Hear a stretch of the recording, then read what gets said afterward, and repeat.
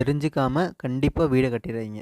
ஒரு பில்டிங்கில் ஸ்கேம் நடக்குமா நடக்காதா அப்படிங்கிற டவுட்டு எல்லாருக்குமே இருக்கும். அப்படி ஸ்கேம் நடந்தால் எப்படிலாம் நடக்கும், எந்தெந்த விஷயத்துலலாம் ஸ்கேம் பண்ணுவாங்க, அதெல்லாம் யார் பண்ணுவாங்க அப்படிங்கிறத நான் சொல்கிறேன். மேக்ஸிமம் பில்டர்ஸும் சரி, மேஸ்திரிங்களும் சரி, பில்டிங்கில் வேலை செய்யக்கூடிய ஒர்க்கர்ஸும் சரி ஸ்கேம் பண்ண மாட்டாங்க. ஆனால் ஸ்கேம் பண்ணக்கூடிய ஒரு சில ஆட்கள் கண்டிப்பாக இன்னமும் இருக்காங்க. Material contract and labour contract ரெண்டுலேயுமே ஸ்கேம் நடக்கும். மெட்டீரியல் கான்ட்ராக்டில் எந்த மாதிரி ஸ்கேம் பண்ண சான்சஸ் இருக்குன்னா, நீங்கள் பில்டிங் வேலை ஸ்டார்ட் பண்ணுறதுக்கு முன்னாடி ஒரு அக்ரிமெண்ட்டில் சைன் வாங்கியிருப்பீங்க. அந்த அக்ரிமெண்ட்டில் எந்தெந்த பிராண்ட் மெட்டீரியல்ஸ் யூஸ் பண்ணுவாங்கன்னு தெளிவாக சொல்லியிருப்பாங்க. High quality cement, high quality கம்பி, ஹை குவாலிட்டி பிரிக்ஸ் மட்டும்தான் யூஸ் பண்ணுவோம்னு அக்ரிமெண்ட்டில் சொல்லியிருப்பாங்க.